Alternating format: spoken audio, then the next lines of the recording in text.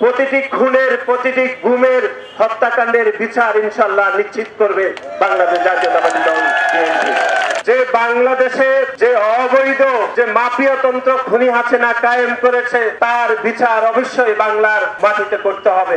এবং আপনারা দেখেছেন খুনি সংগঠনের ছাত্রলীগের সন্ত্রাসীরা মাঝে মাঝে হেলমেট পরে তারা কিন্তু রাতে আধারে তারা মিছিল করার অপচেষ্টা করে। সেজন্য আমাদের প্রত্যেকটি নেতা কর্মীকে এই খুনি সংগঠন, যে সংগঠন ইতিমধ্যে সন্ত্রাস বিরোধী আইনে নিষিদ্ধ হয়েছে, সেই সংগঠনের প্রত্যেকটি নেতা কর্মীকে সতর্ক থাকতে হবে। কোনোভাবে যেন তারা বাংলাদেশে আবার গণতান্ত্রিক ব্যবস্থাকে ধ্বংস করার নামে কোনো পায়তারা যেন না করতে পারে, সেজন্য ছাত্র দলের প্রতি নেতা কর্মীকে কিন্তু সতর্ক থাকতে হবে।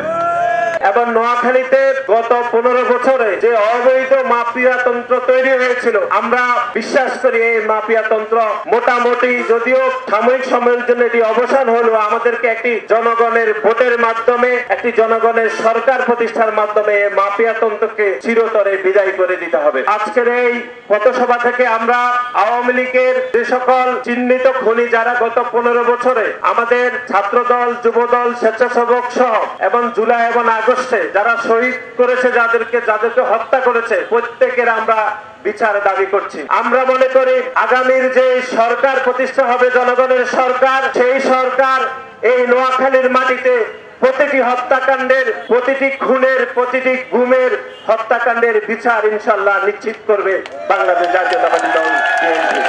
আমাদের দলের ভারপ্রাপ্ত চেয়ারম্যান জনাব তারেক রহমান শৃঙ্খলার বিষয়ে জিরো টলারেন্স পলিসির মধ্যে রয়েছে। কোন নেতা কর্মী যদি কোনো ভুল করে থাকে তাকে বিন্দু মাত্র কোনো ছাড় দেওয়া হচ্ছে না।